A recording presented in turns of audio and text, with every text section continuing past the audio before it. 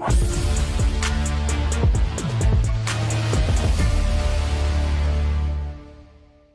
everybody, welcome back to Docker series. This is Satyadev from VJEC Computer Science Department. Until now, we talked about theory behind Docker, why Docker is needed, what are the problems that were leading to Docker, the concept of containerization, and what is Docker, what is all those things, virtual machines, how they are connected. We have seen this is all theory, and also we learned about various Docker commands and all that good stuff. Now, the main aim of Docker is, not just Dockerization, right? So, do it manually. The commands that I told you earlier, you can use a command prompt or a terminal window, or you can type those commands and get things Dockerized. Well, you can do that, and you can put it into production and make use of it. But that's not the intent of DevOps, right? So we want to leverage all the tools that are available so that we improve the things as far as the development is concerned, software development is concerned, right? That's pretty much the DevOps concept. Let's just review what we have read in DevOps. So just let me go to the document that I have for DevOps. So in the previous presentations of DevOps, we already seen the definition of DevOps. Basically, DevOps is nothing but set of principles, practices, and tools that aim to integrate software development teams like dev teams and IT operations team, ops teams, to improve collaboration, increase deployment frequency, deliver high-quality software faster and more reliably. That's pretty much a DevOps definition. There is one more line which is highlighted here, that actually is the ultimate goal of DevOps. It's not like just like improve the collaboration, increase the. So these are all great words. But what is the parameter that you have all these things like collaboration, increase deployment frequency, deliver high quality. So how do you prove that this is happening? Now, to prove that, there is a goal. The goal is DevOps is for reducing time between committing a change to the system by dev team and bringing it to the production by IT team. That's pretty much the ultimate goal of DevOps. So the previous collaboration, the increased deployment frequency are the wishes. The actual goal is this. So that means in a very layman terms, the DevOps is for as soon as a developer finishes his or her coding and saves into local repository, then pushes it to GitHub or GitLab, whatever the central repository is. The build process should happen automatically. The build should be tested automatically. Once it is tested, it has to be deployed into staging. Then it has to be deployed into once the staging tests are done, it has to be deployed into production. So that means the only manual thing that here should happen is coding and pushing it to the repository, the central repository, like in the cloud or GitHub or GitLab. Once it is done, from that point onwards, things has to be done automatically. Now, here there are two things here. The development coding part has to be done by the dev team, right? When it comes to pushing to the GitHub, here there are two people involved, not just dev but also IT operations team, because IT operations team are the one that have to they have to provision the GitHub server, all the other tools for doing all the other operations. Yes, they might need, not might, they must need inputs from developers, but the actual work is done by the IT operations team as far as once the code is put into the GitHub or GitLab, whatever central repository it is. So it is, like I said, it is a collaborative effort between dev team and ops team. So without one not being cooperative, things won't work, right? So in order to achieve the ultimate goal, dev and ops team have to work together. And as soon as the developer pushes, the code should be built and put into production.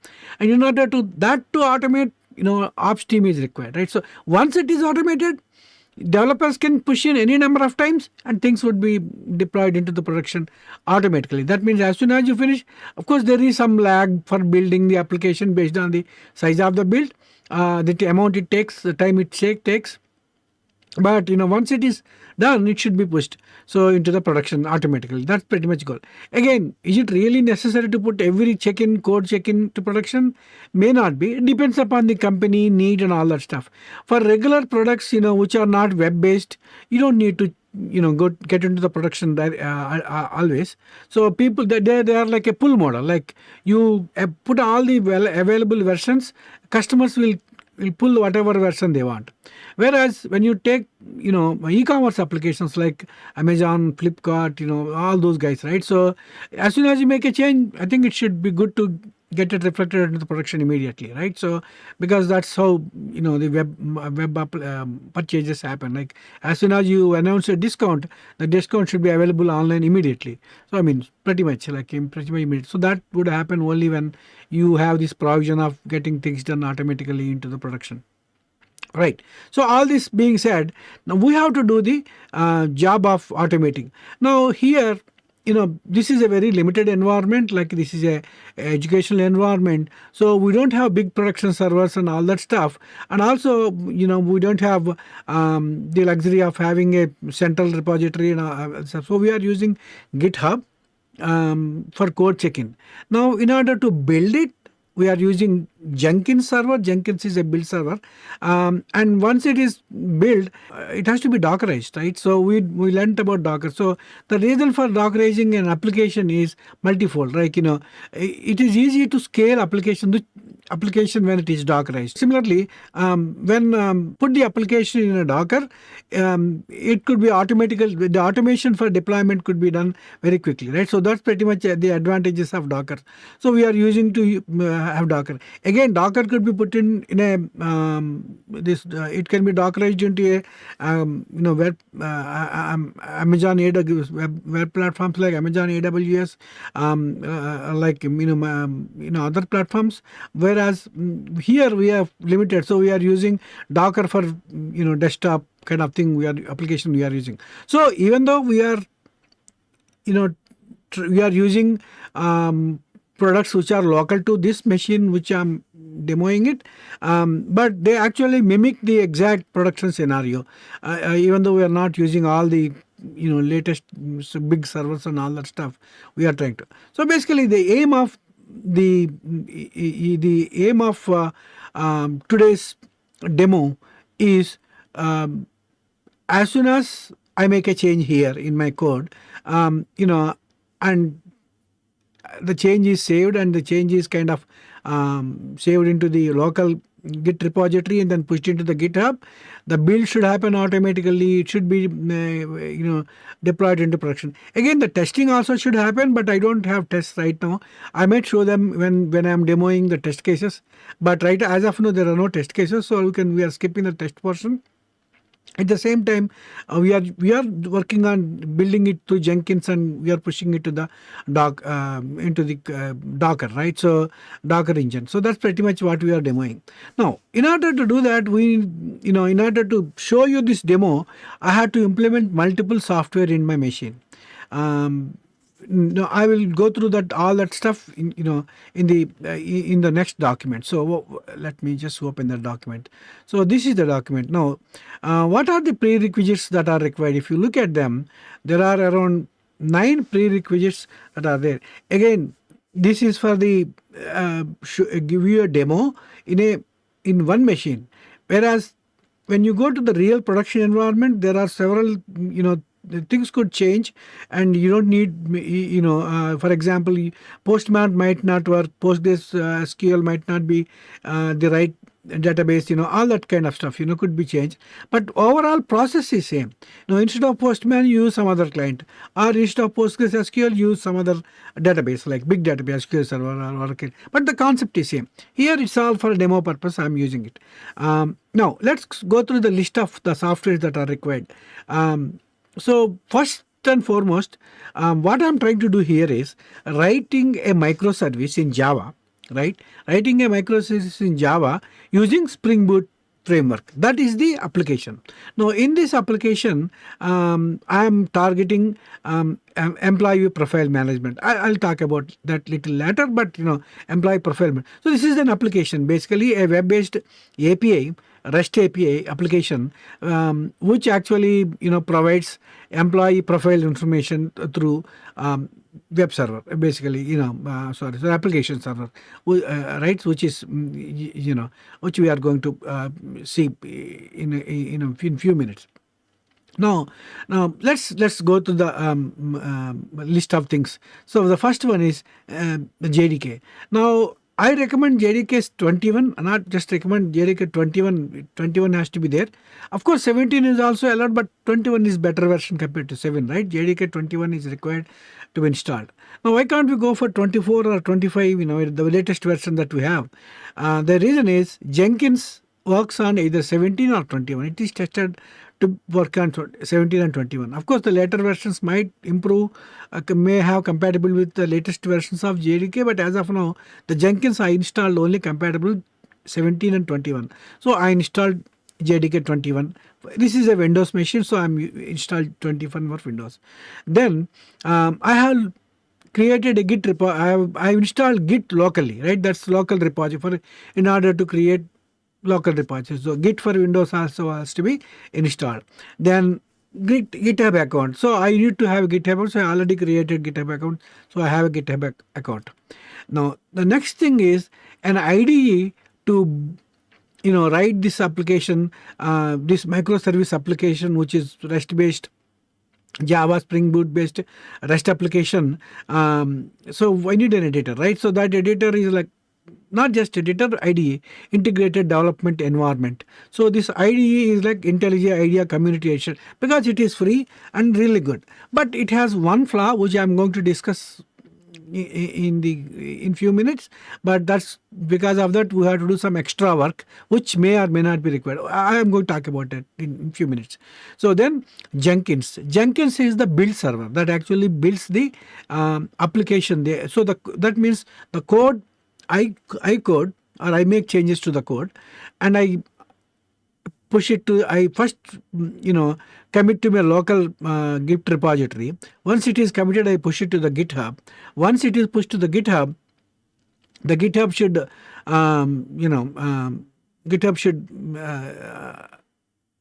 GitHub should automatically inform Jenkins, and the Jenkins would get the code from GitHub and build it there. Once it is built, the Docker object has to be stored into the Docker. This is pretty much what needs to happen now. So that's the stuff. Then ngrok. Now, what is ngrok? That's a very interesting application. In real world, it may not be necessary, but in this application, we need it. So this is how ngrok. ngrok is basically a command line tool, which actually makes local things to web-based local applications to expose to the web-based application. So what does it mean? Why do we need it? Now, think this. Now, as I said, when I complete my coding, after committing my local repository, I push it to the GitHub, right?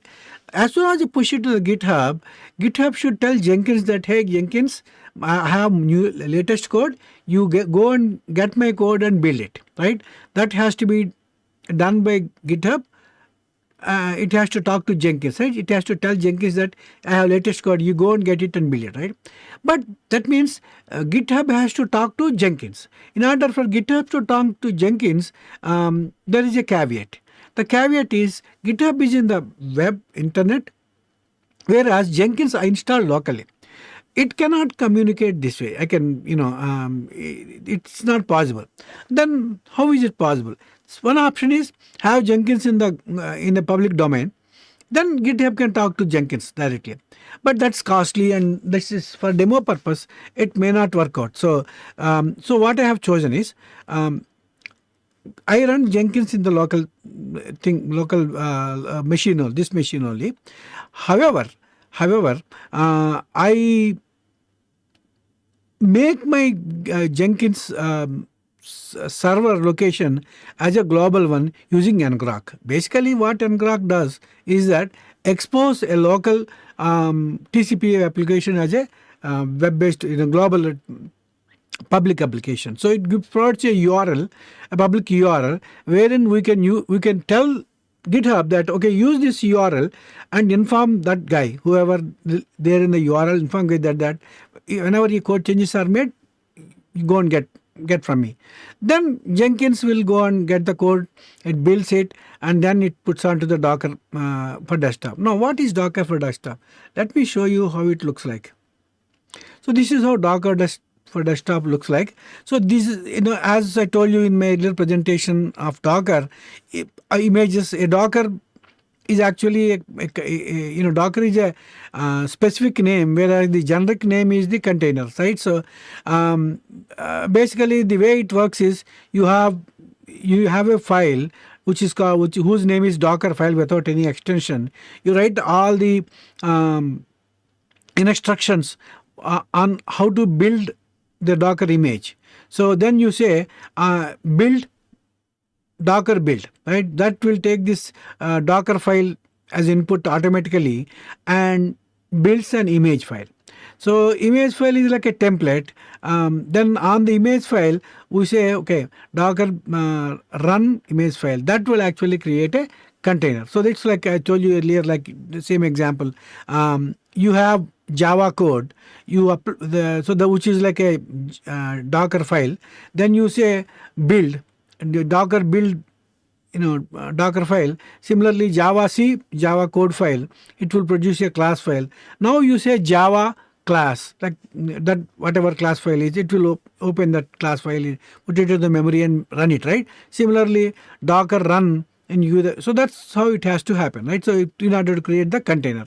So just like container is like an object, image file is like a dot class file, Java file is synonymous to or analogous to Docker file, right? So Java file is analogous to Docker file. That's pretty much how we discuss all these things when I'm presenting Docker, right? So now once the Docker is there, where it has to be, it can be pushed into Docker Hub. So once it is Docker image is there, you can push it to Docker Hub and you create an image of Docker Hub into your local Docker desktop, which is like a Docker engine, right? So again, Docker is a specific company name. Container is a general technology, containerization general technology, right? So right now you see a lot of images here, right? When you see and click on the images thing, you see a lot of images here. Again, don't worry too much about this because these are all related to Kubernetes, which I'm going to present in few more sessions or few more presentations, so which I'm going to talk about Kubernetes later. But these are Kubernetes stuff. But as of now, apart from Kubernetes thing, there are we don't have anything else, right? It's because you see that there are 18 items, showing 18 items, right? So there are 18 items here, so which will be like, all for Kubernetes. Now when you go to containers, that means I don't have the image of my employee profile application, right? So I have to create the image of employee profile application, that is not there. So then containers. So again, you see this is like a blank page with some videos and stuff like explaining this. That means there are no containers here. Now let me close this first and then I will open, right? So I open again. So that's pretty much what about ngrok and Docker. Now PostgreSQL. Now what is this? This is like a not like it. This is a database basically. This is a free database which is available. So I have installed Postgres locally. It is not necessary to install Postgres. You can also get it, put it into the Dockerization, which I will demonstrate when we are doing in Kubernetes. But as of now, PostgreSQL is in my local machine. Now where is it? Now here you see this elephant icon, which is like I already installed Postgres. So when you install, this is what we will see. It takes little time to get onto. This will open a console called PG-admin, Postgres administration, right? So it will take little time for it to show up. Okay, while it is showing up, I'll talk about. So basically, it's a application where you can create databases and store stuff for tables and all. It's a SQL based application, relational database management system, RDBM system. Now Postman. So what is Postman? Postman is basically a client for APIs, predominantly REST APIs. So whenever you have REST API exposed through web, you can use Postman to test those APIs basically. So it's pretty easy to test. It's like a in the olden days, people used to write their own client programs in Java or C# or C or C++ or Python. You don't need all that stuff now. You just, because pretty much what you are doing is you have any URL. That URL has got some verbs. Then you use the address, REST address, and then you either you do all these operations, REST operations. So pretty much what we used to do. That's what Postman does without writing any code that you need. So this is PostgreSQL. Now, like you can see, this is how it looks like. So PostgreSQL, there is databases tab. There is a database EPMS underscore DB which is created. Right now I have already 3 records. Let them be. It's okay. There are 3 records in the table. We are talking about employee profile table. As I was experimenting, I created 3 records, which should be fine. So we are adding more records and deleting those records, all that stuff we are planning to do. Now I'm talking about, this is database, right, pretty much. And you can see these commands and all that stuff. Now I'm talking about Postman. Now this is Postman. So in the Postman I have added several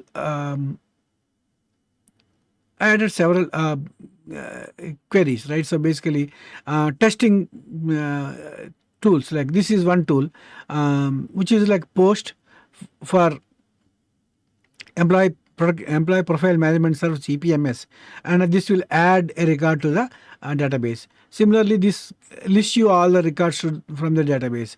Delete by ID, find by ID, delete. So all these things I'm going to demo. So this I already created this, so just want to show you. But basically I will discuss more about this when we come to this. Now we have closed Docker for desktop, so let's open it again. And also let's close ngrok. Okay, now let's go to stuff, right? So what are these things? Now this is my GitHub account. So I'm talking about employee profile management. As I already checked in code, I mean, I'm not, this is not a Git demo, so I'm not showing everything from scratch. So I assume that the project is already created. So I show you after making changes to the project. But again, you can watch my Git videos. You understand how to create project and all these things you can understand. So right. So you have this project created in this GitHub, right? Then if I say localhost 8080, which is like, you should get Jenkins. So Jenkins is running. Now I created a build script for employee profile management, which I'm going to show in a little while. So that's pretty much these two are there. Now how do I communicate between GitHub? When I push the code into GitHub, how should GitHub talk to Jenkins? Jenkins is the local host. GitHub is basically HTTPS public one, right? It's a public domain. So how should I make it work? Since it's the local to public, yeah, it could work. I mean, you can connect to it and you can write your code, but you can't write code in the GitHub to connect to my server, right? So, but they have given some ways by which you can do that. So that way is through webhooks. So if you open webhooks, if you go to the, so okay, this is the project. So in this project, go to the settings, and there is webhooks. In this, we have to, when there are no webhooks, you have to add webhooks. But I already have webhook, so edit. So when you edit, it will ask for payload URL empty. Here you have to put the public address for the local local Jenkins server. Now, how do you get the local public URL for the local Jenkins server? Using ngrok. So how should I do that? Just open any command prompt, stay ngrok, and what is the protocol we are using here? HTTP. Basically, when you don't see anything, it's not secure, so it's HTTP. And where is this? What is the port on which it is running? 8080. So that means HTTP 8080 means localhost 8080, which is nothing but the Jenkins, right? So you say 8080. Right, as soon as you type it, you see some forwarding address. Right? This is the one. That is the public IP for localhost 8080. So this is the actual address, localhost 8080, but this is the one that's like a global one that can be accessed. Now what we need to do is, we have to go here, we have to replace the old one with the new one, and make sure that we have this GitHub hyphen webhook. Of course, there are other ways you can be, but this is one way to do that, like get hyphen webhooks. Then content type is application JSON. That means the communication should be through JSON stuff. I didn't put any secrets. I just left it.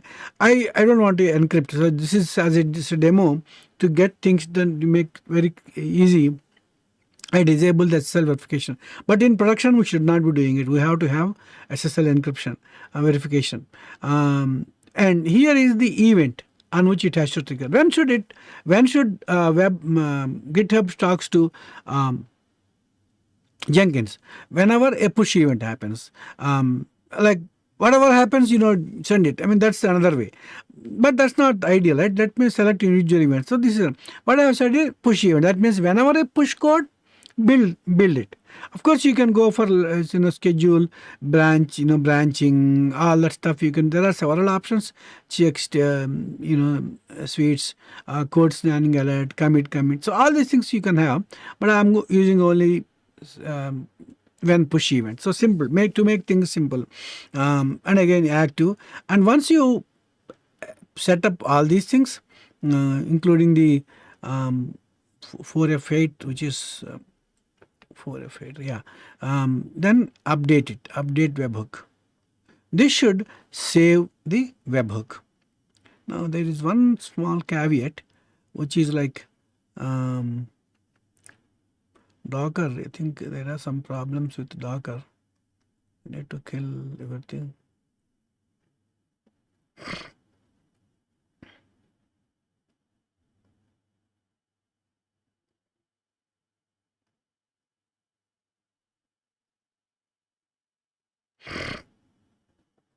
Yeah, I think Docker. Let me start afresh.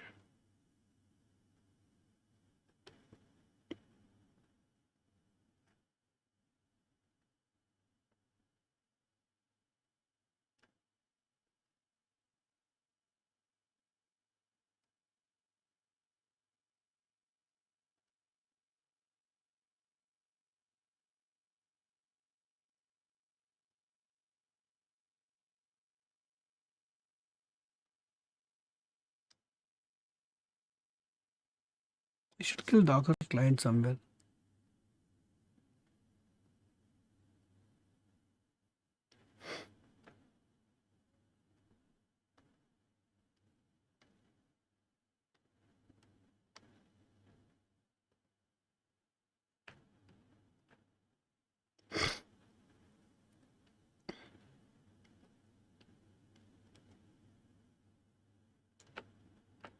Okay, give me 1 second. I think you have small problem with Docker here. This one I think we should kill.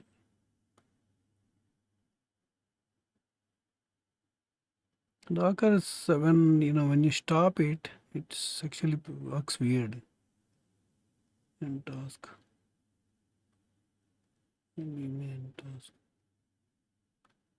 Okay, I think it's all gone now.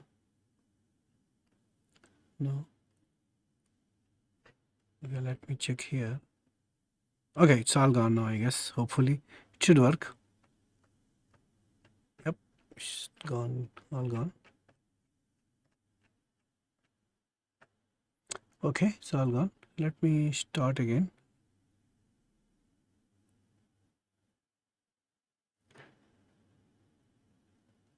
Could take some time.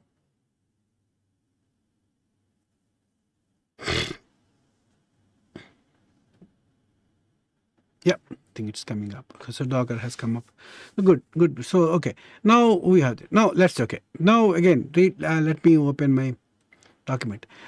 So basically, we installed everything. Like we installed JDK, we installed Git locally, GitHub created. IntelliJ, we'll come to that. Jenkins, we installed ngrok. We have established a hook between Jenkins and GitHub using ngrok. Docker desktop we started, PostgreSQL, we sent Postman. So we have seen all these things.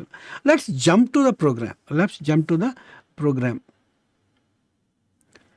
So so before jumping to the actual code, I want to talk about few things here. So these are like Again, this is document that step-by-step guide for creating REST applications, so using Java microservices, all the stuff. The first thing is like I told you as a postponed, explaining about IntelliJ editor. IntelliJ, basically I already installed it. This is IntelliJ, right? So basically this editor is good, really good. You can type, it can debug, and it provides a lot of stuff.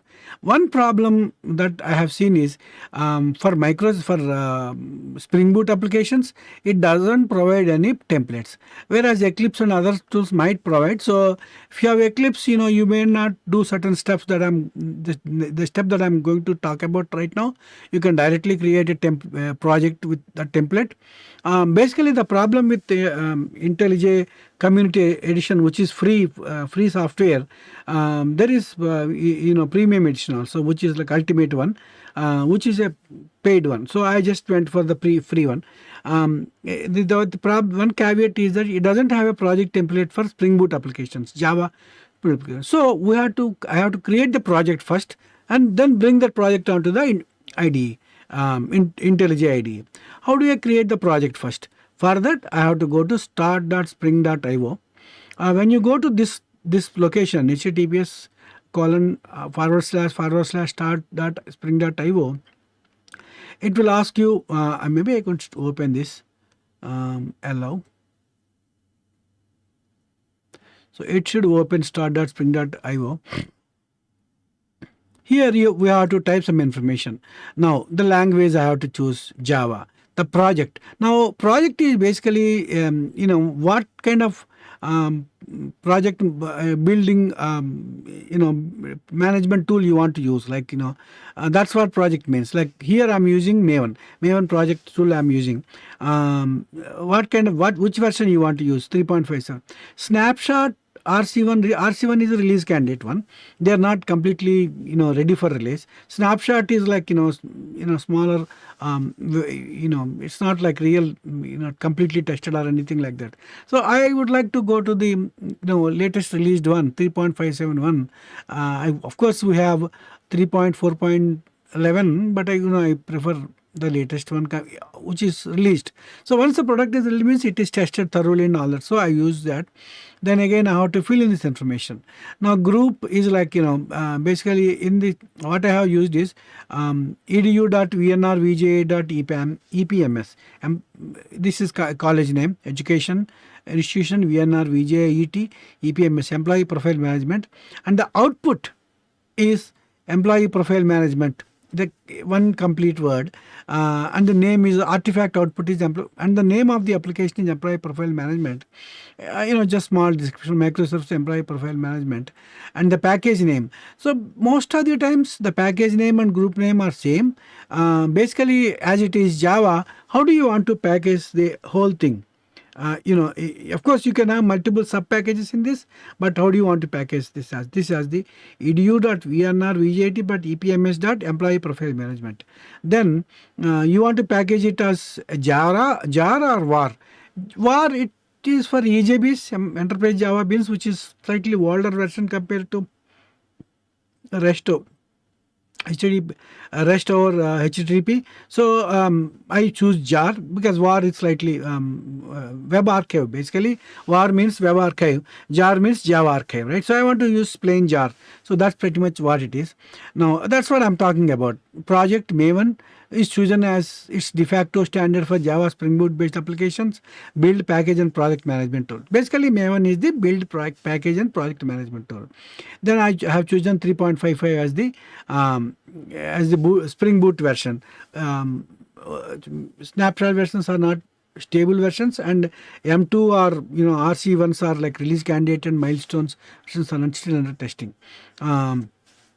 Project metadata, these are group. So like organization type, name, shortcut. Like organization type is educational organization, short name is VNR, VJET, all that stuff, right? So project is EPMS, employee project.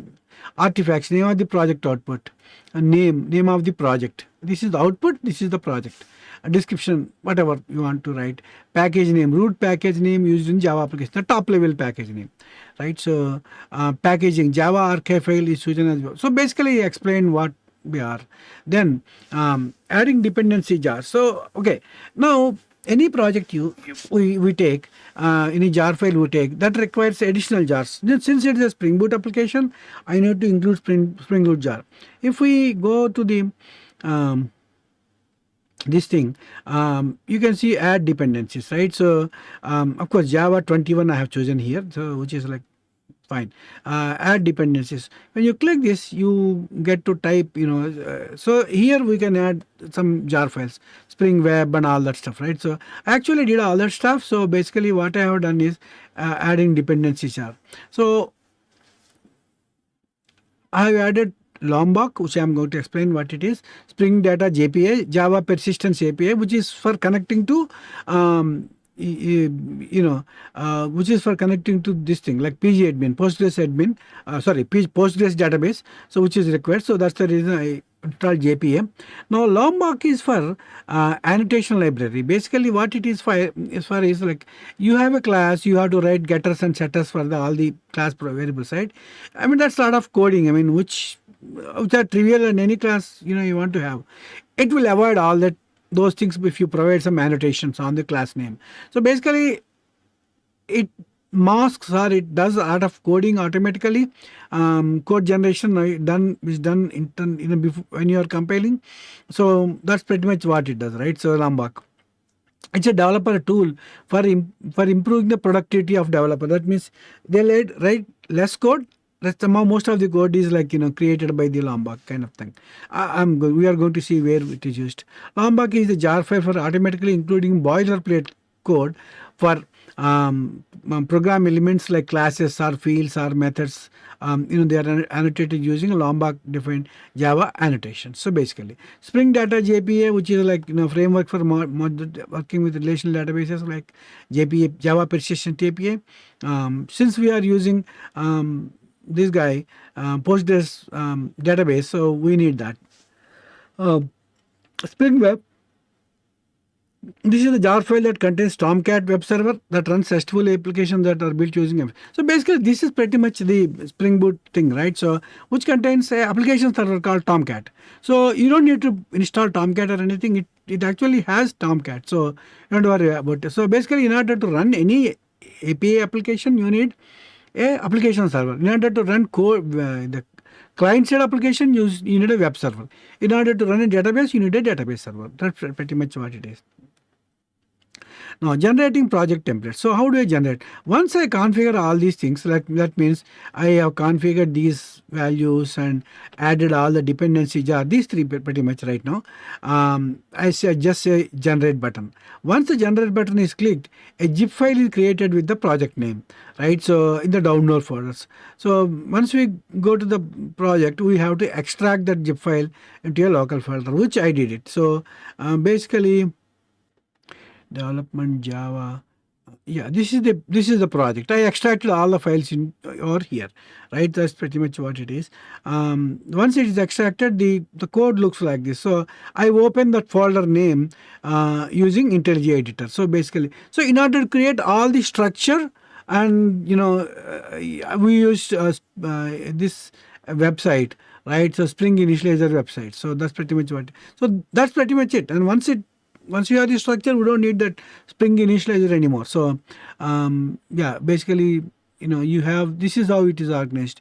You have IDEA, Maven there, you can ignore them right away, but I already explained in the document what they are. IDEA folder stores project specific settings and metadata. MVN folder, if you look at the MVN folder, .mvn folder, not MVN, .mvn. Why dot before some of those folders? Because in Linux environment, if you put dot, it's like a hidden thing, right? So that's pretty much could be the reason for having it as dot. So it is MVN. Then we have SRC. So I didn't explain what is MVN, right? So MVN basically is for configuring Maven build behavior at the project level, details out of scope for the document like SRC folder and others. So let's go to the SRC folder. So if you go to the SRC folder, we have main, Java, then we have the root, the package name, right? So this is the structure. So SRC main Java, it is the general structure. Then we have edu, whatever project name we have chosen in the group name, or that will be copied over here. Then we have resources. In that application.properties file has to be added. We'll go to that file later.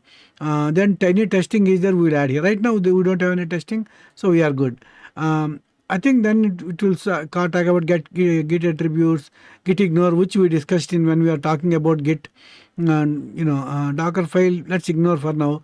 Help.md, I mean this is help file basically. Jenkins file, let's ignore for now. We'll come to that later. Then we have this other files like GitHub attributes, ignore, help command, all these things. Let's not worry too much about them. As of now, they are not really required for development. So let's leave them out. So that. Then the most important file is the pom.xml. So project object model. POM means project object model. XML contains all the configurations made in the Spring Initializer website while generating the project initialization. So let's go through what here I have made a comment. Any IDE support Java Spring Boot product can be used instead of IntelliJ committed. So you can use Eclipse if you have and if it generates Spring Boot applications just like we have to do it, and that's great, right? So that's you can do. Let's go to the pom.xml. Now, there are certain things like model version, which is not really a model of the XML file, group ID. This is where we have typed, right? We have chosen for our project, artifact ID. I mean, this is this is for Spring Framework, for, what is the artifact ID for Spring Framework 3.55. Then we have our project group ID, EDU, VNR, VJET, EPMS, artifact ID, version, employee profile management, name, description, so all these things are going to be there, like licenses, developers, SCM. I mean, out of these are all important, so that's why I documented some of them. So yeah, I think some of the details like URL, licenses, developers, SCM, these are out of scope, so let's ignore them for now because they don't have much impact on our product. Then there is something called properties element. That's where we type okay, which version of Java it has to use. So encoding, all these specific things have to be documented here in the properties. I think that's pretty much about that file. Now when it comes to about generic stuff in the pom.xml, now the specific stuff, the dependencies, if you look at it, again this is the Spring Boot thing, this is JPA browser, JPA jar, this is for JPA jar. This is for testing it. Right now we are not doing any testing. This is for Postgres, so which have to be added manually. You can't get it from Spring Boot side, which is Postgres manually. Then Lombok is already added. So when you get it, you add it. Then logging. In future, if you want to log, you can use logging. So I use the Jupyter API, JUnit. Jupyter API and all that stuff, right? So yeah, I think that's pretty much what it is. So basically, Spring Boot starter web.jar. This is a Spring Boot starter properties jar, contains the Tomcat server. Basically, so that's pretty much what it is. The other stuff we also explain, which is not really, we can once you go through this document, you will understand what those things are. Now, configuring the application. So basically, we talked about the structure of the application. We have seen the pom.xml structure. Let's go into the configuring the application. Let's open that file. So app.properties. Again, application.properties. When people say app.properties, but actual name is application. You can have application.yaml also, YAML, but it has to be in the YAML language, yet another markup language. YAML means yet another markup language. But I just used old-fashioned properties file, which is okay. Either properties file or YAML file. The same content should be there, but different format. This is properties format, which is easy to understand. YAML is slightly, good in terms of if there is a lot of hierarchy. Otherwise, it's unnecessary thing stuff. So yeah. So these are the things. Now I explained these things in the document. Let's jump back to the document. Um, application dot name, spring dot application, name of the Spring Boot application, server dot, which you don't need required to explain, right? So which is like employee profile management, which is already there. Server dot port, which port we want to listen the server, the Tomcat server. I'm talking about series the 8200. 8200 we will listen to the Tomcat server. Spring Boot SQL init mode, controls running SQL on the startup. There are three options: always, never, embedded. Only for embedded DB. So we use this thing, right? So let's go back and see what we have used. Always. Right, Spring SQL, basically initialize mode, always initialize. That means you create the database if that is not there. That's pretty much what it is. It will check for database and create. It doesn't create, a database automatically, but it creates tables automatically. So it is for creating tables. Again, Postgres is the platform name. Then the driver for, so this is the driver for like JDBC, ODBC driver, right? So this is the driver for Postgres database. Then we have the data source here. Here is slightly trickier, not straightforward. Since we are using Docker, and the Postgres is local, it's slightly complicated scenario. The ideal thing is Docker is application is running in one Docker container, Postgres is running another Docker container. Both of them would talk. That means application will store into the Postgres, retrieve from the Postgres. So both are in two Docker containers. But here the scenario is different. We only have the application in the web. Application is in the Docker, whereas the Postgres is in the local machine. This is one scenario, right? So which is pretty valid scenario. So this is one. But actually in some places where you have database also in one Docker container. So obvious, it's up to you. So basically here I put that. So I had the URL must be slightly different. Again, Postgres is listening on 54332, with the database name EPMSDB. But when it is using from Docker, you can't just say localhost, because for Docker application running in Docker, localhost is Docker itself, which is different, right? So we want to actually point to localhost. For that, we have to use a slightly different URL, which we will discuss when we discuss about Jenkins build file. So which we are going to do it in few minutes. Now then, user ID, password, general user ID, password, which I have chosen, and then properties. So let's see what are the HT properties. Hibernate dialect. So basically, basically controls how Hibernate will handle the database schema when your application starts. So no action, entity DB, match it for all this and create. So whatever option we have chosen, that will reflect here.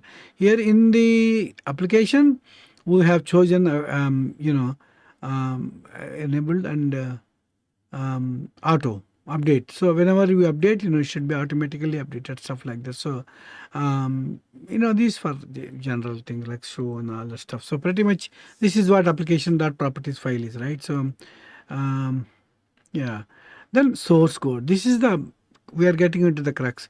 Now this file, whatever file we are seeing, employee profile management application is created automatically. There is nothing we need to do. It is created automatically as part of project program. So you look at it. Look at the application. So it has main. It has like a run method, and it has got system.println. So like running is something like that. So I can remove this demo for every DevOps learner. I just typed something. So it's just a change, right? So I just typed in this file. So basically it is a Spring Boot application. What does it mean? So basically think about this. Spring Boot applications are nothing but the TCP/IP applications, which is like a server, right? A server will be continuously running. It's like in a wait mode. If nobody asks, talks to him, it is like a waiter in a restaurant. If there are no customers, what the waiter would do is wait, right? He just sits some in the corner and wait. Now, if some customer comes into the restaurant, they immediately he will go to the customer, accept his request, then go to the kitchen, deliver, pack all the stuff that is required and bring it back to the customer machine. So if another customer comes, then also he will go and do that. So basically you need somebody to keep working like that, right? So that's pretty much what we are doing. Is we are creating a server kind of thing. But creating a server used to be very difficult in old Java ways. Not very difficult, but it is kind of cumbersome, manual, and there is a lot of boilerplate code. Like if I have to create a server, I have to write that boilerplate. Somebody else, same boilerplate has to be written, which is like not really good. So that's the reason Spring has generalized it, right? So you don't need to boil. All you need to do is put this annotation, Spring Boot application.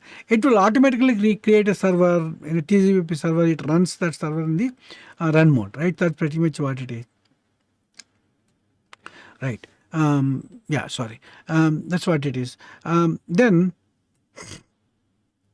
employee profile. This is the actual crux of the, not crux, but this is the very, very model class basically. Well, I could have put this into a model folder instead of in this VDU, VNR, VJET, EPMS. I could have created a subfolder called model. I would have moved it this to model, which I didn't do because it's a simple one, right? So why should I complicate things if there's a simple one? Already there are a lot of stuff to understand. Now you see this, right? Employee profile thing, right? So now here you have annotation called data, which is from Lombok. That means you provide for these private members, you provide getters and setters automatically. So it will do it when you put data. And also generate all arguments constructor and create no arguments constructor. These two indicates create both all arguments constructor as well as new arguments constructor. And then entity. Make this as a JDBC entity so that you can serialize into the database and load it from the database. So that's pretty much what entity means. This is for JPA. This is for these three for it's for Lombok, right? So out of Lombok. So basically that's what. Now you see there are very few fields which is like employee ID, name, mobile, email ID, LinkedIn URL. These are the fields which you have used, right? So I mean this is what it is. Now the next class. Next class is I explain the same thing here. Controller class, which is very, very, very important, which I would say is at crux of the application. So this is where your entire journey with client starts. So let's open that file.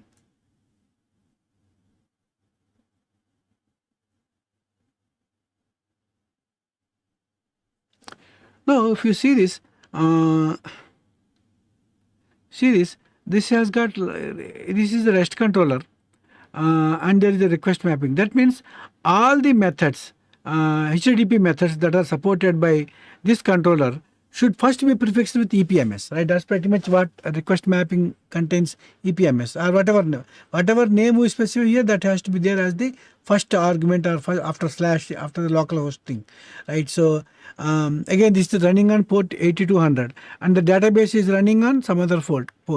The Tomcat is running on 8200 and the database is running on 5432.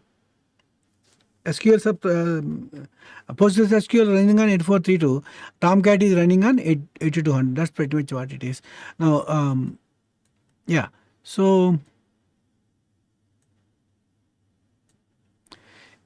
So this is all. Now, there are so many methods, which are very simple, but what they do is they mostly delegate stuff. Where do they delegate? If you see this employee profile service, there is a service class which actually does all the business logic if there is any. Right now in this application there isn't much business logic, it's just storing and retrieving. So I mean, that's the reason I think we don't need to write any business logic. But I want to create instance of that. Two ways is like I'll say new and employee profile service. I could create that. This is like I'm just creating what I want. Now if I use auto-wired, this means like it's a dependency injection is there. That means the object is created outside and pushed into my class automatically.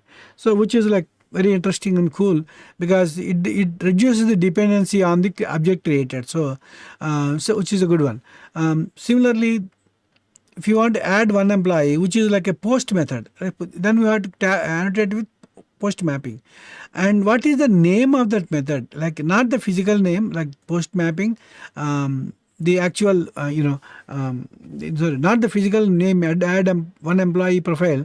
The actual like virtual name kind of thing, add one resource kind of thing, like localhost 8200 slash EPMS slash add one or find one. That would do whatever operation it's supposed to do. Similarly, find all. This is a get mapping, right? This is a get mapping.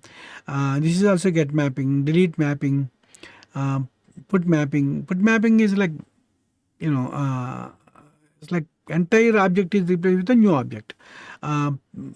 Right, patch is like, it's like an update, right? Put mapping is like an update. Patch is like, whatever in the object, whatever you want to change, you change accordingly. That's pretty much what patch is. These are all HTTP verbs, right? So get, put, push, get, put, post, all these things, delete. These are all HTTP verbs. Now, all these things have been coded. Now, if you look at it, every method is actually delegated into the service object, which is actually auto-wired into this, which is created and pushed into that. Let's open the service object. It doesn't have much code. It doesn't have much code. All it has is like for every method that we have, almost like correspondingly, we say repository.save. Repository is like again automated thing. Now, is it a repository is a class? Actually, no. Repository is a interface, employee profile repository interface. Again, we'll come to this in a second. So if you look at it, there is no business logic here. I mean, if you look at any method, there's no business.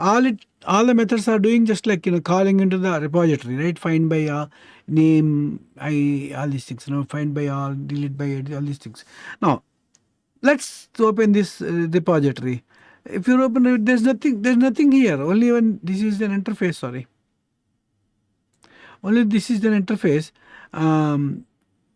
with one method find name with options employee profile, which extends actually this interface extends JPA repository employee profile integer. So I mean, this is interface implementing another interface, which is fine, right? So that's pretty much it. Then what happens to these other methods, right? That's what we get a question. Like you have say find by ID, find by name. So find by name is what we written, but this is not correct one. But this is the find by name, save, find all, delete by ID. These methods are not there here.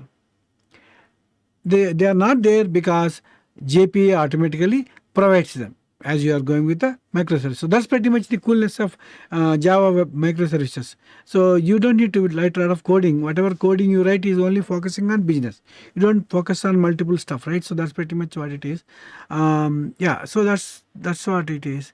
I talked about all these classes and I explained them in the same thing here. Now, one important thing that I would like to mention here is in the controller class, which is the starting point of the application, whenever there is a request from any client, the controller class would get the request. In the post message, you see request body. That means whatever you put it in the body of the message, not as a resource. Like that's what it is says. So we will see what it is when we are testing it. So that's pretty much what it is. When you request that, when you want to post it like JSON, because we have to configure it to be JSON object, right? Put method works similar to HTTP post method, except that update and instead of create. So that's pretty much what we have seen. Service class also we have seen. Repository class also. Now, why in repository there is find by name and not the other names? Other names are actually given by the JP repository, but it cannot give the find name. Why? If you ask this question, why? If you look at the employee profile class, this has annotation called ID on the employee ID field. That means it's like an ID. ID for the identifier for the class, right? So for the actual when it converts into the table, right? So basically, it's a primary key. Basically, it's nothing but the implied the primary key. So it knows about it. Now, what about mobile, email, and URL? It doesn't generate like a lot of code to show you, but indirectly, internally, it will generate that code. Now, let's see the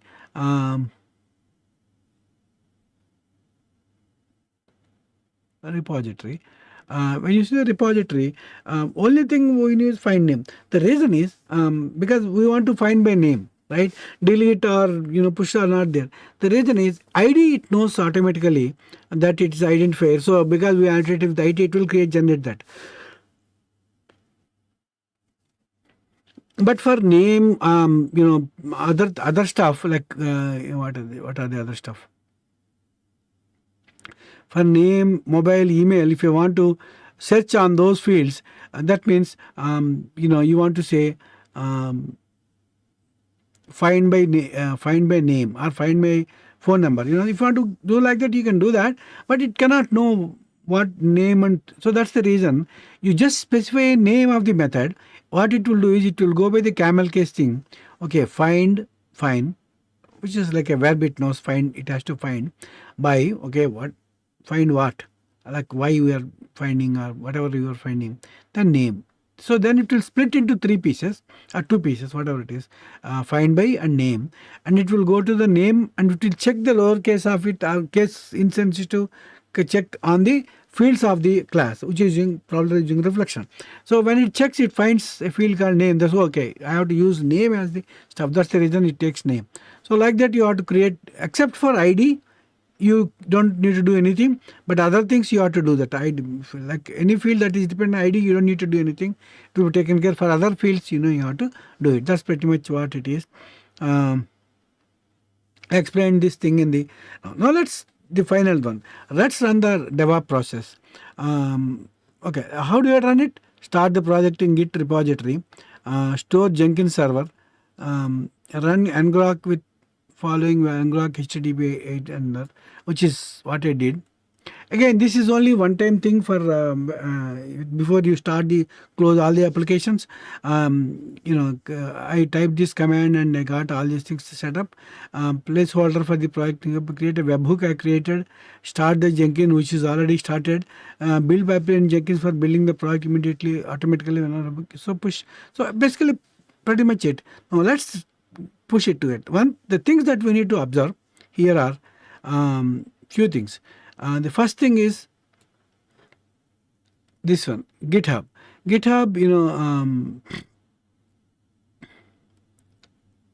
no, GitHub, right? So GitHub, the code will be like this.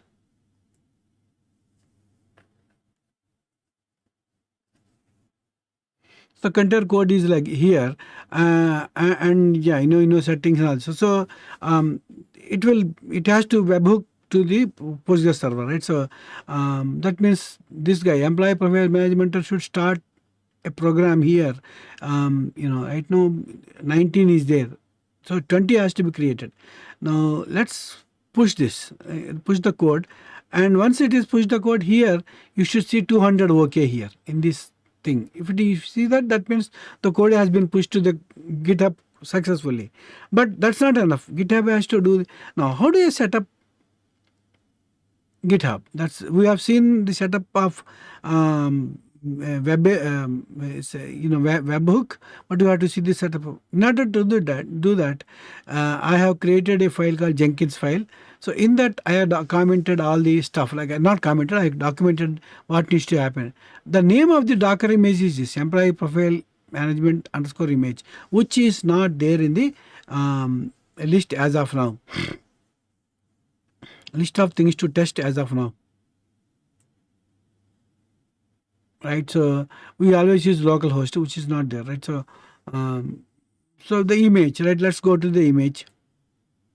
In the images, you don't have that _ image, right? So you have only 18 stuff, 18 items. So you don't have the 19th item. Once you get 19 items on container, you will have one object here and 19 here. The value of it should be showing 18 should go to 19, right? That's pretty much what we are going to do. Then DB URL. Here, I'll switch between this and application or properties. In the application or properties, we have written this db url colon jdb. That means if this is defined, use that. This colon means otherwise use this URL.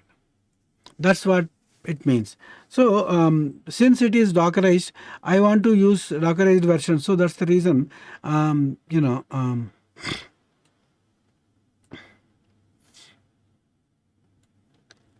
have created the image name. So then check out what code you should check out from main of this project. This is nothing but the employee project which is there in the GitHub. Then it has to build, right? So again, I'm not building using Maven. I'm building using Docker.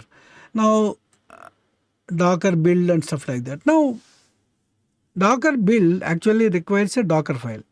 So Docker file is something that I have already written, which is like very simple, but very powerful. I have done it in 2 stages. Stage 1 is like building it.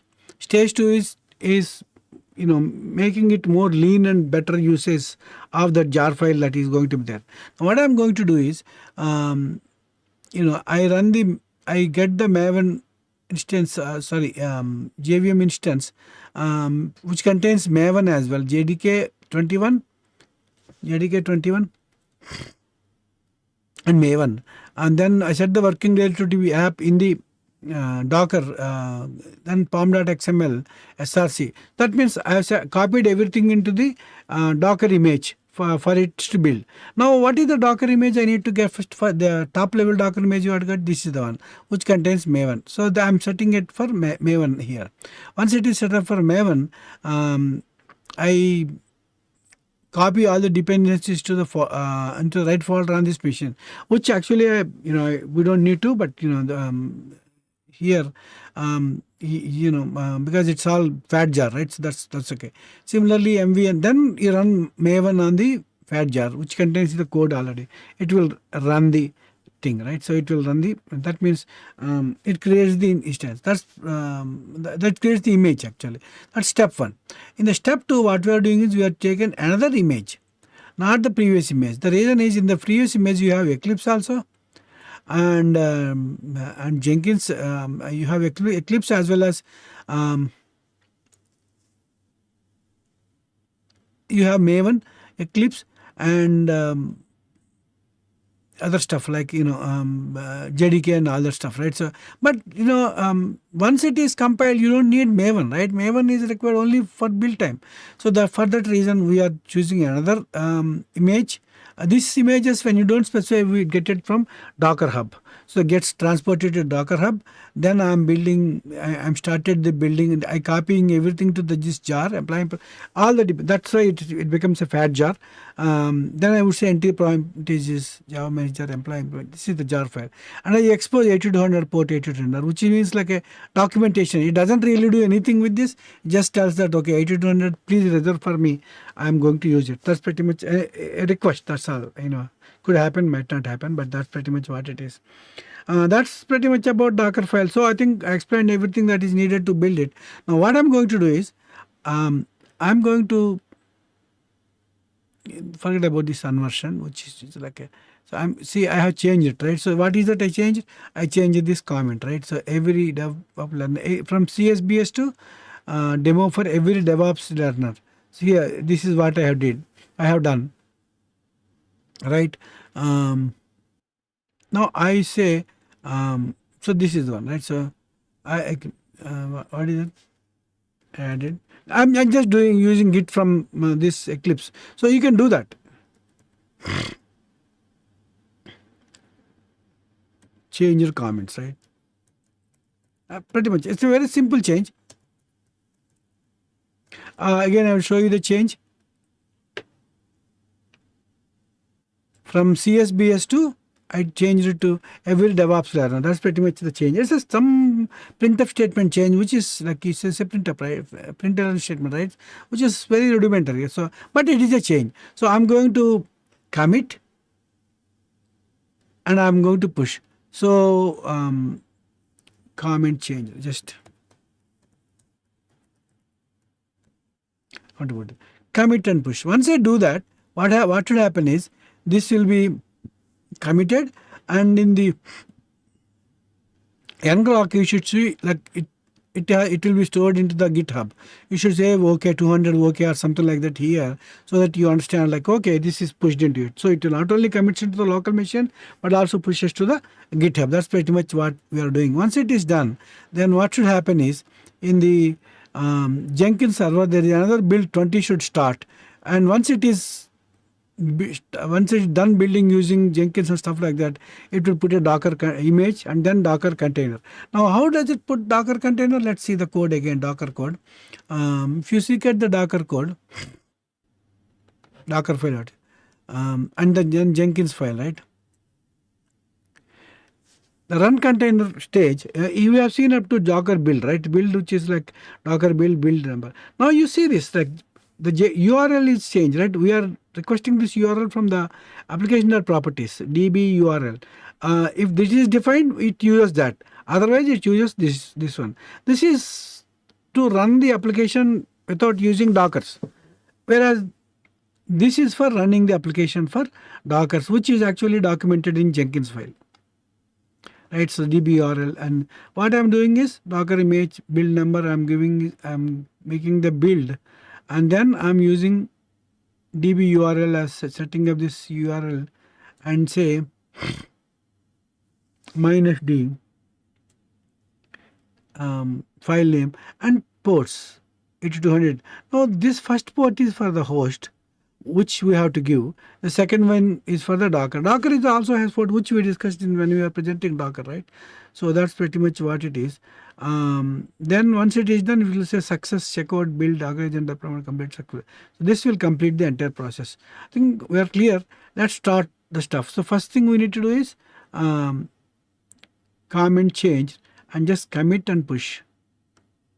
So once I commit and push, it will ask for, it commits that, then it will ask for push. You want me to push? Yes. Then you should immediately see here 200K, something like that. Not immediately, it could take some time. Yeah, it is pushed. Now you see 200 okay, right? As soon as it is pushed, it is 200 okay. Now if you go to see, this is started, like 20 started. Earlier we have seen 19, but now we have seen the latest one, right? So 2 o'clock, last one was 2 o'clock, now it is 4 o'clock, we have started new build. It is building. Now while it is building, let's check Docker. How many images are there? In 18 items are there, which is going to be increased to 1, which is like becomes 19. Then in the container section, we will have some container. We will wait here and wait for the container to appear, because it has to be built, right? So again, it shouldn't take too much time because the building should be pretty quick. Let's see how it goes. Yep, there you go. See, we have this thing, right? So we have this thing is there. Yeah, so sure. So this is the one. Now, if you go to the images, you have got 19 here, which is the last one, right? So last one is there.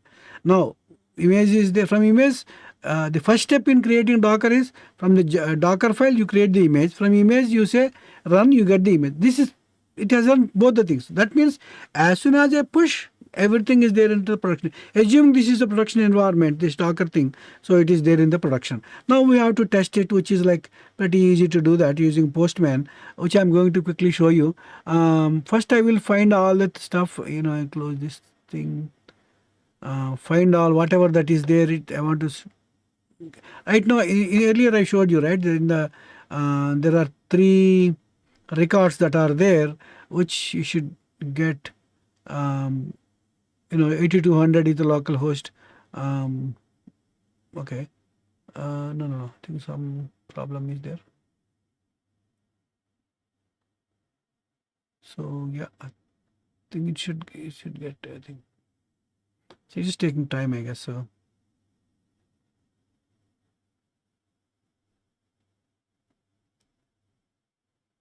or maybe I could try on the local host. Localhost EPMS find all. Yeah, it showed in the local host. I think Postman, it's taking time, I guess, for some reason. Maybe I can close this. Then EPMS. I don't know. So I think it's a postman. I have an issue here. Let me close this guy and open it again. I think it's just a postman problem.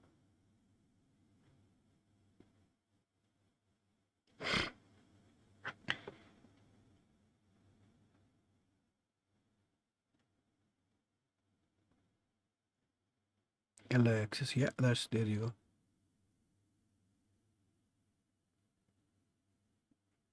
Now let's call this.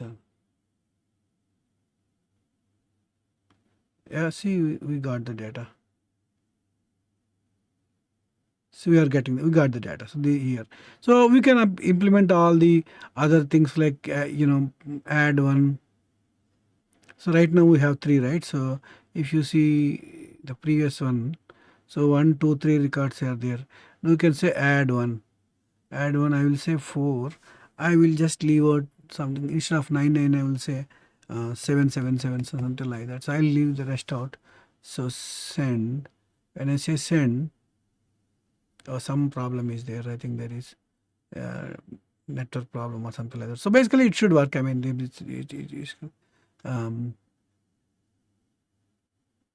yeah, I think some problem is there. So which network issue or something. But basically this is all going to work. So I think that's pretty much it about the presentation. So thank you very much, and let me know your feedback. So thank you. Talk to you later. Like, share, comment, and subscribe VNR Digital Learning Resource YouTube channel.